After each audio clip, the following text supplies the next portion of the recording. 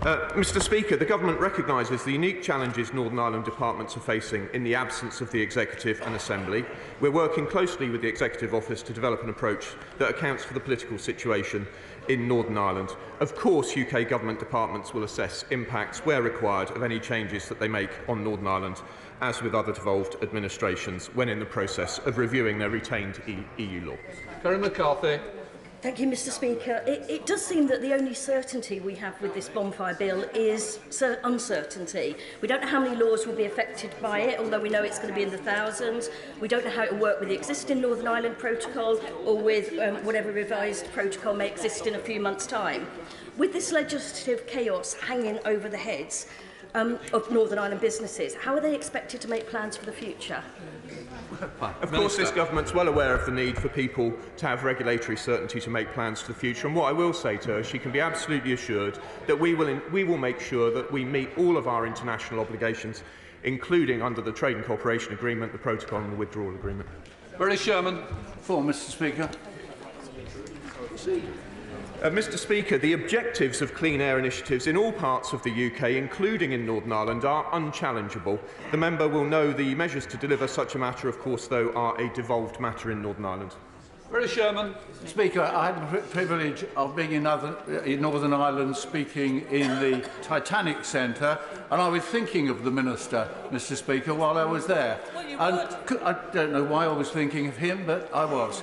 But when I was there, I listened to the great progress Northern Ireland is making, switching to hydrogen-based buses, hydrogen-based waste vehicles.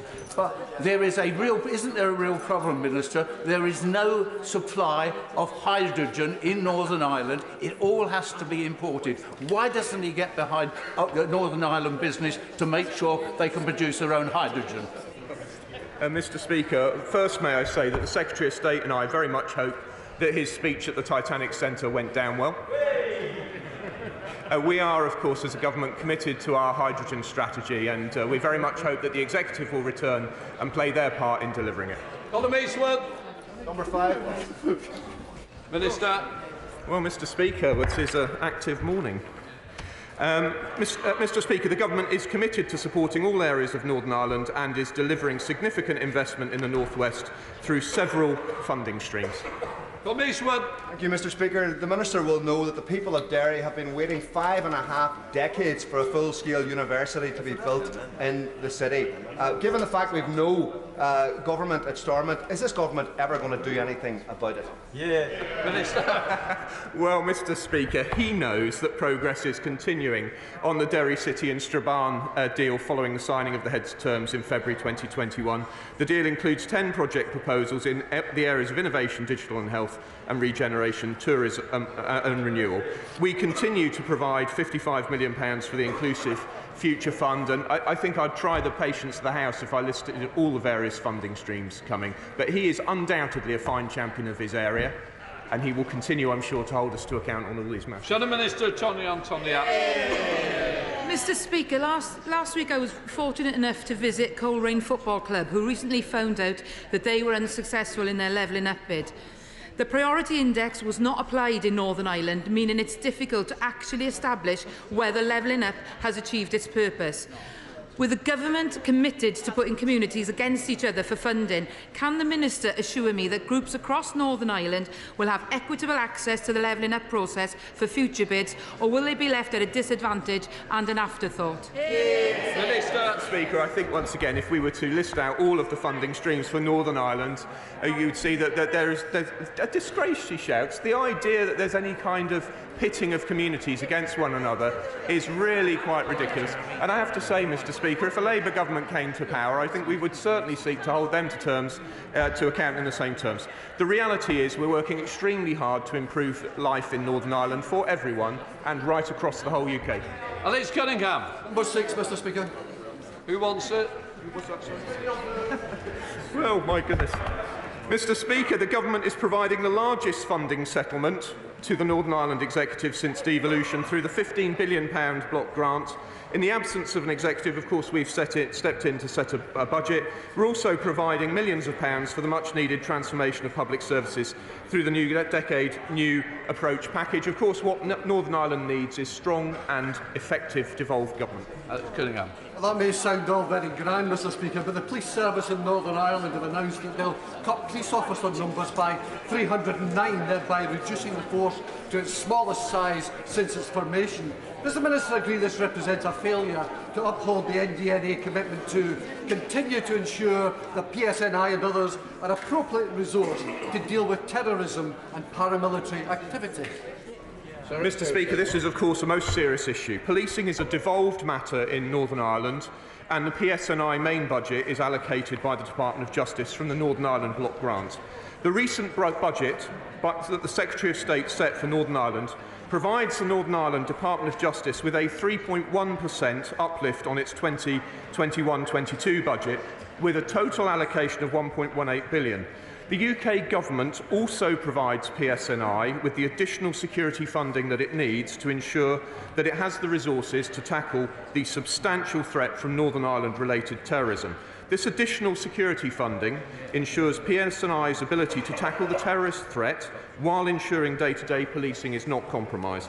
The contribution for the financial year 22-23 is £32 million. Secretary of State and I, the whole of the Northern Ireland Office and, of course, the whole of Northern Ireland Civil Service take this matter extremely seriously and will continue to do so. Secretary of State Peter Kyle. Speaker, the European Convention on Human Rights has a unique role in the policing of Northern Ireland. Can the Minister assure the House the government will do nothing to disrupt that relationship? Minister. He knows perfectly well that there's a commitment to the Convention in the Belfast Good Friday Agreement, and we remain steadfastly committed to that agreement. Peter Kyle. Thank the Minister for his answer, but he knows full well that several of his cabinet ministers, his colleagues, have pledged to withdraw from the Convention on Human Rights. Can he tell the House once and for all that doing so would break the terms of the Good Friday Agreement? Mr Speaker, of course, the Secretary of State and I are in touch with our honourable and right honourable friends across government as appropriate on this issue. The reality is that we will remain committed to the Belfast Good Friday Agreement, but he will know, Mr Speaker, that it is imperative that we deal with the humanitarian crisis of boats coming across the Channel with people putting their lives at risk. We are going to have to find a way through that problem. That is a particularly tricky issue on which my right honourable friend, the Home Secretary, will lead. SNP spokesperson Richard Thompson. Thank you, Mr Speaker. To date, the UK Government has failed to make any additional resources available to meet pay negotiation demands in the NHS, despite the fact it's the only tier of government in these islands that has the ability to do so. Could I ask the Minister, what representations has he made or will he make to colleagues to unlock that resource so that pay settlements for the NHS might be reached sooner rather than later in Northern Ireland? Well, of course, Mr Speaker, we have set a budget for Northern Ireland, and we have issued guidance to permanent secretaries in order to cover the governance gap. What we're looking for here, Mr Speaker, of course, is for the Northern Ireland Executive to return and to rise to the challenge which is presented by a budget in which there is a £660 million funding gap. But, Mr Speaker, I would say once again that Northern Ireland is getting, on average, £15 billion per year through the Brock grant provided by the government. That is a record settlement, in addition to the many other funding streams we've provided. Jeff Smith. Question 7, Mr Speaker. Secretary of State. With permission, Mr Speaker, I'll answer questions 7 and 10 together. I have very regular discussions with Cabinet colleagues on Northern Ireland matters, including and especially the protocol. Jeff Smith.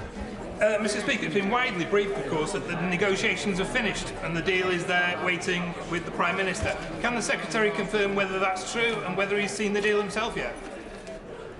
That's false. You've answered. OK, let's just move on to Neil Griffin. Thank you very much indeed, Mr Speaker. Well, the Foreign Secretary is leading on negotiations which will affect all communities in Northern Ireland. But on his last visit to Belfast, he froze out nationalist parties. So will the Secretary of State make sure that this does not happen again? Okay. I thank the honourable lady for her question, and it actually goes to a bit of a dilemma, because we are negotiating at this point in time on the protocol with the European Union, and Sinn Féin have a one island party, but it was a representative from an EU member state who had been receiving a briefing about what the negotiations were looking like at that point in time, which would have been possibly not the best form in a negotiation. Sir Oliver Hill. In the UK-EU Parliamentary Partnership Assembly, one point that's regularly made to us is that there is much scope for further cooperation with the EU on programmes like Horizon and on other important areas. Is this something that his colleagues say to him when he talks to them in Cabinet? And isn't it the case that this is something that should be pointed out strongly to the European Commission, because they're missing out on some of the best scientists in Europe not being part of their research programme, and on something like energy cooperation of vital interest, we need to do better. Can I thank the right honourable gentleman, my right honourable friend, for his question, and indeed the work he does in chairing the Parliamentary Assembly. And he's absolutely right to point out that the Horizon programme, which is we are unable to access at this point in time, is unbelievably valuable across the piece in the way that he stated. Yes, I think everybody knows that it is vitally important that if we need to come to a solution on the protocol that allows for discussions for our access to that programme and others to be back on the table. Lawrence Robertson.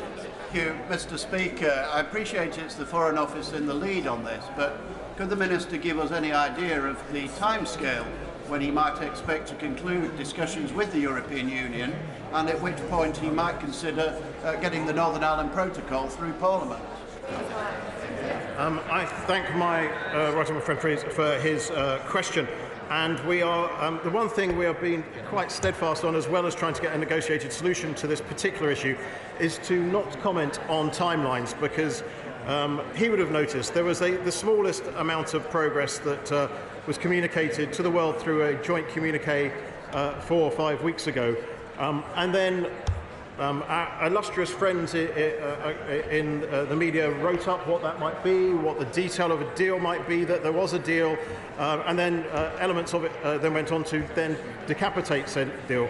Until we have actually got to the end of the negotiations, until we get somewhere on this, and we are not there yet, I'm afraid we're not going to comment on timelines. Number 8, Mr. Speaker. The UK government is committed to deliver better outcomes for those most affected by the Troubles, whilst helping society in general to look forward. The Northern Ireland Troubles Legacy and Reconciliation Bill, which is continuing its passage through Parliament, will establish an independent body to conduct reviews into trouble-related deaths and serious injury, with the primary objective of providing information to families and victims and survivors. Thank you, Mr. Speaker. My honourable friend has always been clear that he would engage constructively with victims groups and listens to concerns they may have about the Legacy and Reconciliation Bill. Could he tell me then what unresolved issues will be addressed as the bill proceeds through Parliament? Yeah, my honourable friend correctly highlights the significant engagement that has taken place both by the whole of my ministerial team, myself included, with many interested parties regarding, and we've listened to the concerns raised by victims and survivors, or victim families and survivors of the Troubles. As a result, we have actually, as a government, tabled amendments that seek to address a number of the key concerns, including on ECHR compliance, strengthening the Commission's independence, sanctions for individuals found guilty of knowingly or willfully misleading the Commission, creating stronger incentives for individuals to engage with the Commission, and a whole host of other areas. We remain open to constructive dialogue with all interested parties on unresolved issues. Paul Gervin. Thank you. Secretary of State, in light of the announcement about the Omagh bombing public inquiry, will there be the same focus put upon getting justice for those people who constructed, planned and planted, as opposed to a witch hunt against those who potentially have maybe had a dereliction of duty? I thank the honourable gentleman for his question, and everybody in this House knows No problem. Everybody in this House knows that it was distant Republican terrorists that planted that bomb that killed so many people, and they should all. That is where justice needs to be found. However, there was a court ruling that found that the government was lacking in four particular areas, and we now do have a public inquiry to look into those. Mr. Speaker, the situation is very serious in the NHS in Northern Ireland. A fully functioning, devolved government is the right way to deliver the necessary reforms to transform healthcare and cut waiting lists. That's why the government's doing all it can to restore the executive as soon as possible. In the meantime, Secretary of State has introduced appropriate measures to protect the delivery of all public services, and my officials continue to engage regularly with Northern Ireland Civil Service. Thank you, Mr. Speaker. Last week, a poll in the Belfast Telegraph found that people in Northern Ireland think the Tory government is the most to blame for the problems the health service is facing. Does the Secretary accept this, and will he meet with the unions to discuss their concerns? Minister. Of course we share their concerns, but the reality is that health is devolved in Northern Ireland, as I'm sure she knows. It's also a reality that health in Northern Ireland has not had the systemic transformation which it needs, despite us making available appropriate funds to do it. What's needed is for the executive to go back to serve everyone in Northern Ireland by dealing with the systemic transformation that's needed in the health service and indeed in education to make things work for everyone. Stephen Furry. Mr. 11, please. Mr. Northern Ireland is best governed through locally elected and accountable ministers operating in the devolved institutions. In their absence, we introduced the NI Executive Formation etc. Act and published guidance to provide Northern Ireland departments with the support they need to make limited but necessary decisions to maintain the delivery of public services that operate in the public interest. Stephen Farley. Thank you. The Secretary of State recently met with the family of Daithí McGowan. The organ and tissue consent bill is one of the casualties of the absence of the Northern Ireland Assembly. There's a groundswell across Northern Ireland MPs and other stakeholders that the Secretary of State should act to make that act become effective in Northern Ireland through Westminster. Will he listen to those voices? Secretary of State. So yes, I was honoured.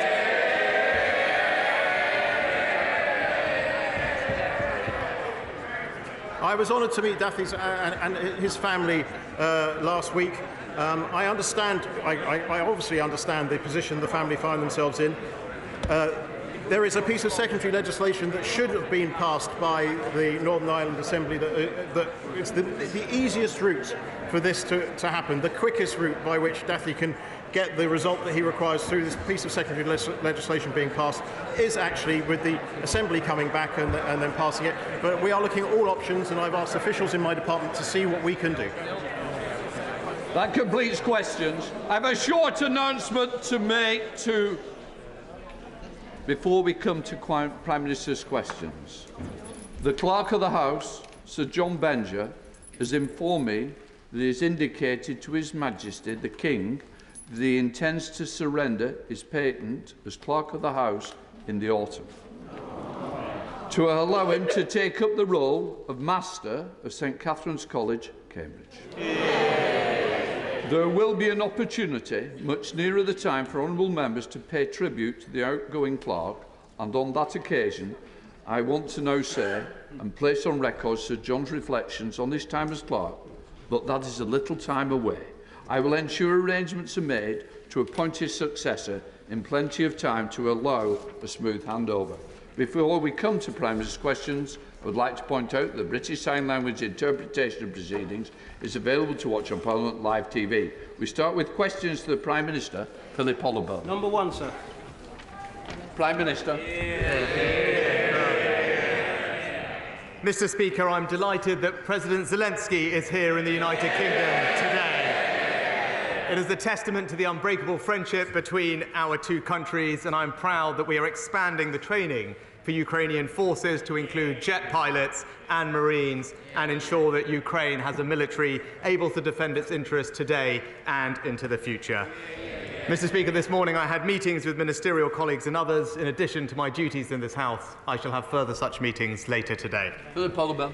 Slava Ukraini. President Zelensky, we salute you. This year, the start will be made to the rebuild of Kettering General Hospital.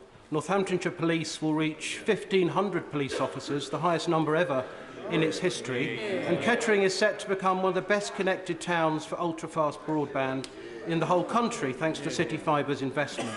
Together with the Prime Minister's pledge to halve inflation and tackle the NHS backlogs, isn't it time to tackle head-on the doom and gloom peddled by those who want this country to fail? And to be far more optimistic about the many good things happening in Kettering and across the country.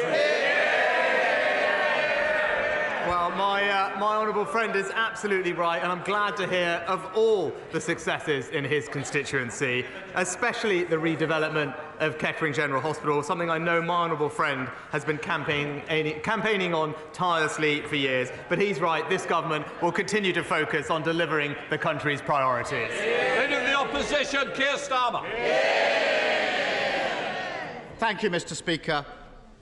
Over 11,000 people have died as a result of the devastating earthquake in Turkey and Syria, and that number is sadly rising. And I know many families here in the UK will be anxiously awaiting news. I'm sure I speak for the whole House in saying our hearts go out to each and every victim and their families, and we must do all we can to support the rescue and recovery effort.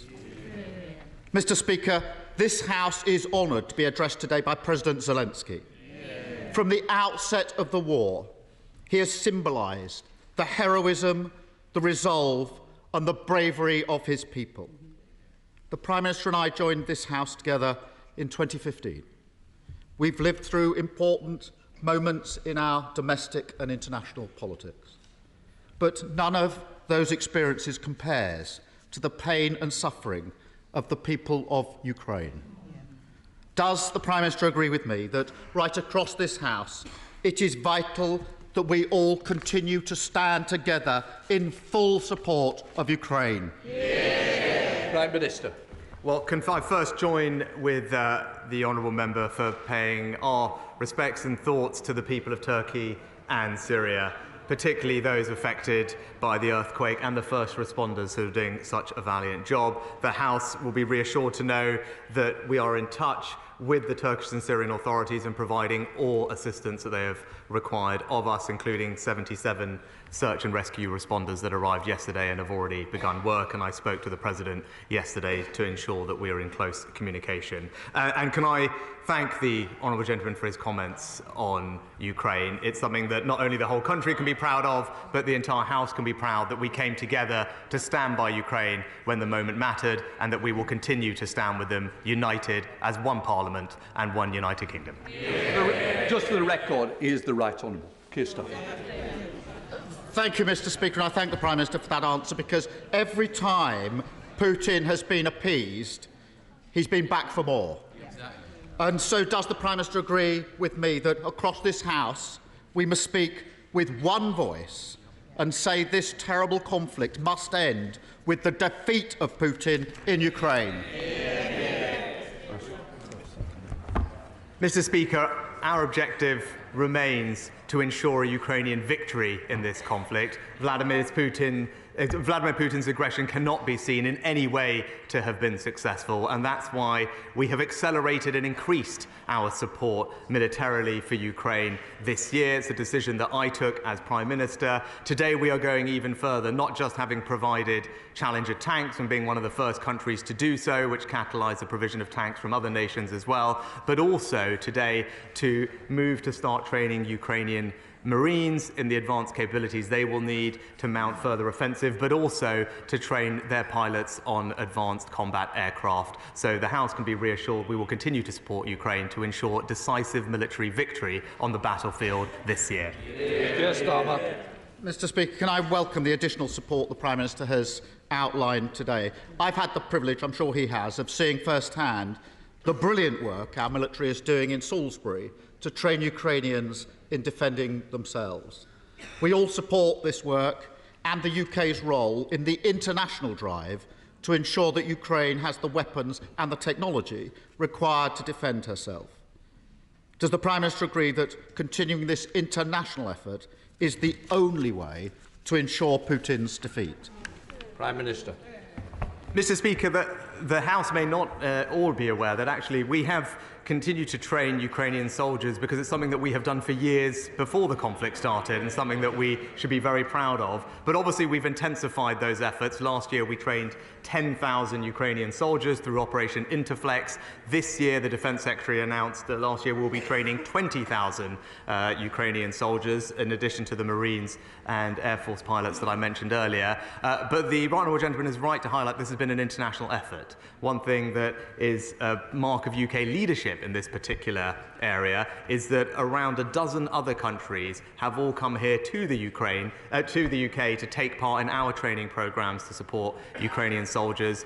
Many members from around this House will have visited in their constituencies that effort. It's something that's making an incredible difference on the ground, and I know something that the President Zelensky is incredibly grateful for. Keir Starmer. I think the whole House would like to thank those involved in the incredible training that is going on. Mr. Speaker, before I entered this House, I had responsibility for fighting for justice in The Hague for victims of Serbian aggression. Does the Prime Minister agree with me that when the war in Ukraine is over, Putin and all his cronies must stand at The Hague and face justice? Prime Minister. Mr. Speaker, the Right Honourable Gentleman is absolutely right that we must hold those to account for the horrific crimes that they have committed. I'm proud that the United Kingdom has played, again, a leadership role in this regard, being one of the first countries to provide financial and technical support, putting investigators on the ground. We're shortly to be hosting a conference together with the Dutch. And also, one of the things I discussed with President Zelensky this morning is our support for the work of the ICC, where, thanks to the efforts of UK members, I'm hopeful that we will see the first indictments very shortly. Keir Starmer. Mr. Speaker, across this House, we don't just hope for Ukraine's victory, we believe in it. And part of that victory must be Ukraine's reconstruction. Does the Prime Minister agree with me that Russia should pay for the destruction it has caused through the wealth lying dormant in blocked Russian government assets? Prime Minister. Mr. Speaker, we are the third largest humanitarian and economic donor to Ukraine, £1.4 billion of support that we have provided through direct grant assistance and guarantees at multilateral lending organisations. And again, the House will remember we took a lead in imposing economic sanctions on Russian entities, including individuals and state-sanctioned assets. We've ensured the provision of funds here will be put in a foundation for reconstruction in Ukraine, and we are currently working with international partners through the legal process to use those assets to fund Ukrainian reconstruction. Of course, that's something that we all want to see, and we're working with our partners to achieve that. Keir Starmer. Thank you, Mr. Speaker. As a country, we've always been at our best when we stand up to tyrannical aggressors, threatening their neighbours and peace on our continent. That's why the Labour Party helped found NATO, and why our commitment to NATO is as unshakable today as it was back then.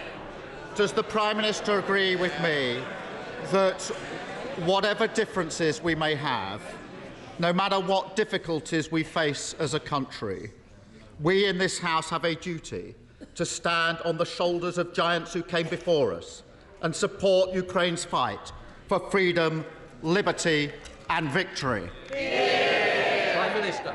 Well, Mr. Speaker, we remain the leading European ally in NATO, as we always have done. We continue to increase funding in our armed forces by £24 billion at the last spending review to ensure that we maintain not just our NATO obligation to spend 2% of our GDP on defence, but also we participate in every NATO operation and remain the leading nation when it comes to contributions to NATO's Rapid Response Force and the NATO Readiness Initiative. But I join with the Right Honourable Gentleman in saying that this House and this country will stand united with Ukraine until we ensure the defeat of Vladimir Putin's unprovoked, unsanctioned aggression, and that we will make sure that Ukraine is not only victorious, but that we bring peace to its people. Thank you, Mr. Speaker. The Global Combat Air Programme, including Team Tempest, is vital for UK national security and for the world-class aerospace cluster we've got in Lancashire, with many businesses in Burnley and Paddington. This aircraft will protect UK skies, give the RAF the tools it needs for the future and deepen our relationship with allies like Japan and Italy. So can I ask the Prime Minister, with a refresh of the integrated review taking place, to commit not just to the design and development of this aircraft, but to its production in Lancashire too, providing skilled jobs for generations to come for my constituents and residents all across the county of Lancashire? Mr. Speaker, I was delighted to announce this landmark international partnership with Japan and Italy in December. Team Tempest partners already employ 2,500 people in the UK, with over 1,200 in the northwest. And as we are making more progress, we're going to continue to invest in skills and technology at the BAE Systems factory of the future in Lancashire. Stephen Flynn, Leader of the SNP. Thank you, Mr. Speaker. And on behalf of my party, I'd like to send our condolences to all of those impacted by the devastating earthquake in Turkey and Syria, and also to welcome the exchange between the Leader of the Opposition and the Prime Minister in respect of Ukraine. We all in this House are united in our condemnation of Vladimir Putin and in our hope for a better future for Ukraine. It will be an honour for all of us to listen to President Zelensky this afternoon. Mr. Speaker, in recent days, the former Prime Minister said that she did not regret her time in office. Does the Prime Minister regret her time in office? I think we'll clear up which one, Prime Minister. Mr. Speaker, I'm grateful to all my predecessors for the contribution that they make to public life, and can I join with the honourable gentleman in saying that I know the whole House will be looking forward to hearing from President Zelensky at the conclusion of PMQs. Stephen Flynn. Mr. Speaker, hold on a minute. Let's reflect upon the damage that was caused. 30 billion wiped off the UK economy. Pension funds brought to the brink of collapse. The pound reaching parity with the dollar. And interest rates for mortgage holders right across these aisles soaring. Now, the former Prime Minister won't apologise for the damage that she has caused. So on behalf of the Tory party, will he apologise for her? Prime Minister. Well, Mr. Speaker, on the first day that I took office, I said that mistakes had been made. But what we have done is to ensure that right now, he mentioned the pound at a multi-month high, borrowing costs restored back to where they should be, an economy stabilised, a clear plan to halve inflation and grow the economy. That's what the Conservatives are delivering in government, and we continue to deliver it as well for the people of Scotland. Thank you, Mr. Speaker. Burley House in my constituency is bidding to host the World Eventing Championships in 2026. This event is one of the pinnacles of the sport, and if we were successful in our bid, it would provide a massive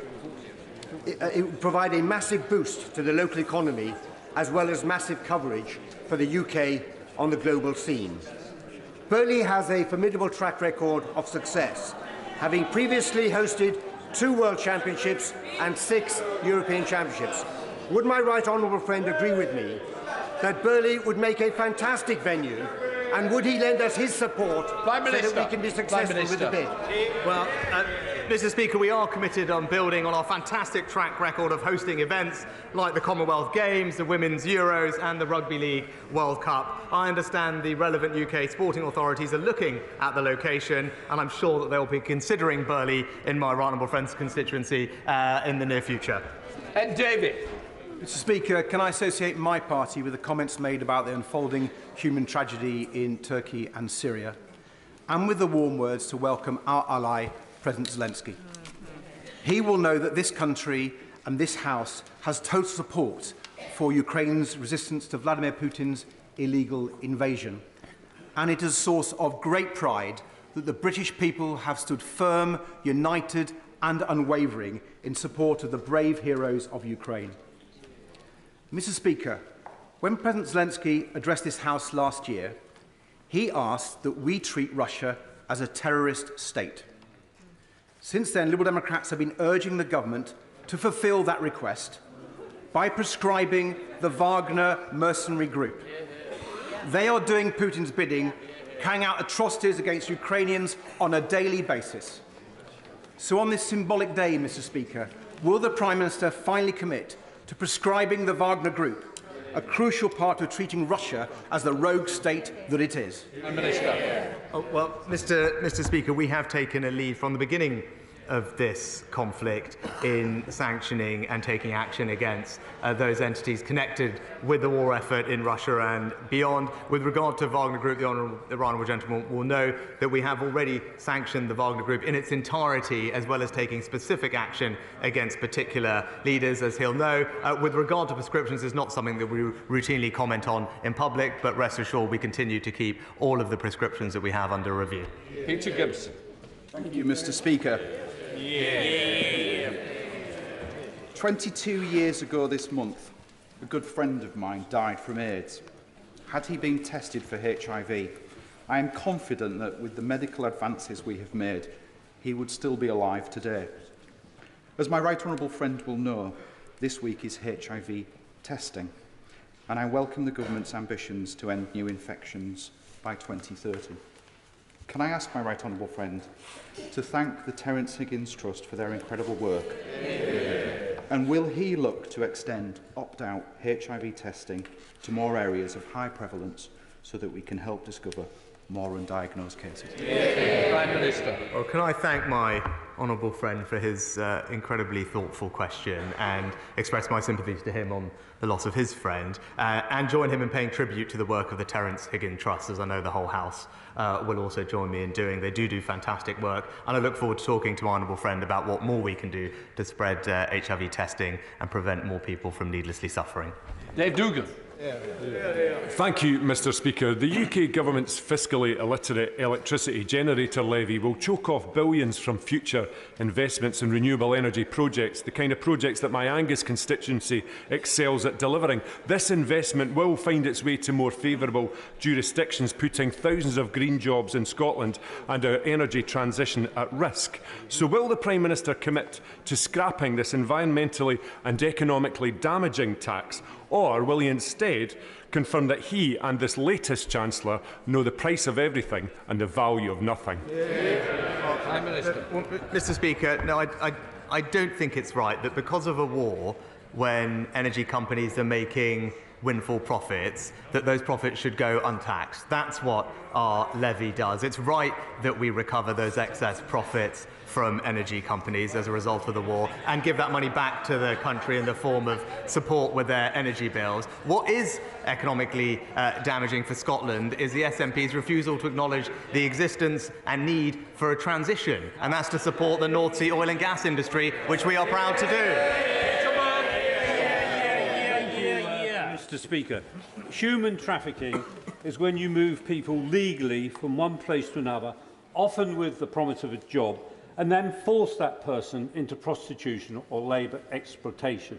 It has nothing to do with people who come illegally here in small boats. That is smuggling. A third of all human trafficking in the United Kingdom occurs wholly within the borders of the United Kingdom. When I was chairman of the all-party group against human trafficking, we campaigned for an independent commissioner. One was appointed in 2014. However, since April of last year, we have not had one. This is unacceptable. Would the Prime Minister use his good offices to get one appointed urgently? Prime Minister. Well, can I thank my honourable friend for all his work in this important area. I'm happy to look into the particular position that he mentions, and I know that he is proud, as I am, of our world-leading modern slavery legislation, thanks to the former Prime Minister on these benches. It is a world-leading piece of legislation. We're showing an example about how to tackle this, but I'll make sure that we have someone in place to do the job. Thank you, Mr. Speaker. There are now more than 50% more social care staff vacancy than last year. People are stuck in hospital beds with nowhere to go. In my Bath constituency, the Liberal Democrat Council and our local hospital, the RUH, are trying their level best and trying new innovative solutions to tackle the social care backlog. But the Prime Minister knows that this is a workforce crisis. We must recruit and retain social care staff. So I ask him, will he support the Liberal Democrat proposal to pay a higher minimum wage to social care workers to tackle the social care shortages that underpin the NHS crisis? Prime Minister. Well, Mr. Speaker, we recently announced £14 billion more for health and social care, and in particular, part of that money will go to a new discharge fund to speed the discharge of people from hospitals back into their homes and in their communities. That money is already making a difference on the ground. We can see the numbers of people unnecessarily in hospitals are already reducing, easing the burdens in our A&E departments, and that comes on top of the money that we've invested to improve training, recruitment and development of our valued social care staff, and that will make sure that we can reduce vacancy rates, increase retention and get the workforce that we know we need. Aaron Bradley. Mr. Speaker, last month, together with fellow North Staffordshire MPs, I hosted an event, a tea party, to welcome Ukrainian refugees living in North Staffordshire. Would the Prime Minister join me in thanking the sponsors, in particular Alton Towers, who hosted the event, the host families, and all the people of North Staffordshire who've made our Ukrainian friends so very welcome? Well, I join my honourable friend in thanking Alton Towers, the other sponsors, and indeed all the families involved in putting on a tea party. I know many members from across the House will have done something similar. It's a wonderful way to show our support for the families that have come here. And again, something that the President this morning mentioned to me, how grateful he is to the United Kingdom that we have opened up our hearts and our homes to help those in his country that need our security and sanctuary. Bel Rabiradi. Thank you, Mr. Speaker. Big Brother Watch recently released a report into unaccountable government bodies such as the Counter Disinformation Unit, the Rapid Response Unit and the British Army's 77th Brigade. We're seeing huge swathes of public money being spent recording political dissent on social media under the guise of tackling misinformation. Politicians, including myself, the Leader of the Opposition, academics, activists and journalists and even members of public have been subjected to monitoring by Whitehall officials. This at the same time as we're waiting for the reporting of the Pitchford inquiry into questionable state surveillance on campaigns like the Stephen Lawrence campaign. So can the Prime Minister tell us how much public money is spent on these units and whether he thinks it's a justifiable thing to do in our democracy to spend public money in this manner? And could you also update the House on the progress of the Pitchford inquiry? Prime Minister. Well, Mr. Speaker, I have to get back to the Honourable Lady on the Pitchford inquiry and indeed to give her an exact figure. But in general, I think certainly I, on this side of the House, believe very strongly in free speech and will make sure that we continue to protect it wherever we can. Bring it forward. Mr. Speaker, Friday the 24th of February will mark 1 year of Russia's barbaric war in Ukraine. Thousands of people have been killed. Over 1,000 children have been killed or injured. So will my right honourable friend, the Prime Minister, call for a national minute of silence on that day so that all across the United Kingdom, the people here can show their unending support for the people of Ukraine? Minister. Well, can I thank my honourable friend for all the work that she has done in her previous roles to ensure that we provide appropriate support to those in Ukraine. I thank her very much for her suggestion. I'm sure it's something that we are considering as we speak, and there will be many other ways that we can mark that moment, not least as an international community continuing to show united condemnation and isolation of Russia. Karen McCarthy. This week, Mr. Speaker, is Children's Mental Health Week. We know that adverse childhood experiences, whether that be growing up in poverty in the UK or indeed living through the horrors of war in the Ukraine, can have a lifelong impact on mental health.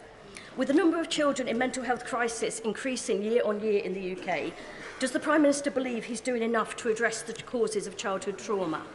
Prime Minister. Now, can I thank the honourable member for her question? and let her know that we are doing more to make sure that the extra money we're putting into tackling mental health is particularly focused on young people, where we've seen a very startling increase in the number of young people presenting with mental health conditions that we all would like to arrest and reduce. That's why we're putting more mental health community support into schools and colleges across the country. That's being rolled out as we speak. And also just the other week we announced more money for crisis centres and urgent treatment centres in the mental health space in 100 different communities around the country, which will make a difference. Richard Graham. Mr. Speaker, this country's military and diplomatic support for Ukraine is strong and has strong support across the country. Less well known is a programme that has gone on for a decade, led by the Westminster Foundation for Democracy, to support the Verkhovna Rada, or Ukrainian Parliament. So does my right honourable friend agree that should this country host a reconstruction conference with the Ukrainians to discuss how Ukraine can win the peace, that the Foreign Office and the Westminster Foundation and other bodies can come together to see how we can help President Zelensky in the next stage of his country's development? Prime Minister. My honourable friend makes an excellent point, and as we look forward to hosting the Reconstruction Conference for Ukraine later this year, I'll make sure to take up his suggestion and involve all those organisations that can provide support to us and ultimately make sure that we can rebuild Ukraine in the way that it deserves. Richard Ford. Thank you, Mr. Speaker. The government will want to help maintain popular backing in the UK for our support to Ukraine, including by helping people with their energy bills. More than 40,000 people across Devon live in homes that are off the gas grid. They're on the rural equivalent of prepayment meters. They need the money up front in order to pay for their heating oil and for their alternative fuels. The government announced an alternative fuel payment last September, but people in Devon are still waiting. What will the Prime Minister say to people who are off the gas grid and are waiting for their alternative fuel payment 5 months later? Minister. Well, Mr. Speaker, we specifically considered people who are off the gas grid when designing the energy support schemes that we put in place, which is why the bulk of the support was delivered to those who had electricity meters to ensure it reached people like he mentioned, including many of my own rural constituents as well. That money should be getting to them. I'll make sure that it moves as quickly as possible. But we also put in place the local household support fund to provide discretionary funding that local councils can give to those households who are most in need. Dr. Kieran Mullen. Speaker, there's no doubt that the NHS is under enormous pressure across the UK, and despite record numbers of nurses and doctors, workforce remains a challenge. So can I welcome that for the first time the NHS will get an independently verified workforce plan. But we have to think long-term on buildings too, and so in that regard, can the Prime Minister look closely at proposals to rebuild Leighton Hospital, which is a campaign that has the support of thousands of residents in the South Cheshire? Prime Minister. Well, Mr. Speaker, I know that Leighton Hospital has been allocated over £44 million to address some of the immediate issues at that site, but I also know that the honourable friend is keen to ensure continued investment in his local hospital, and I know that the Department for Health are looking at more hospitals to join the new hospital programme, and I'm sure that they will have heard what he said, indeed the voices of his constituents too. Liz Twist.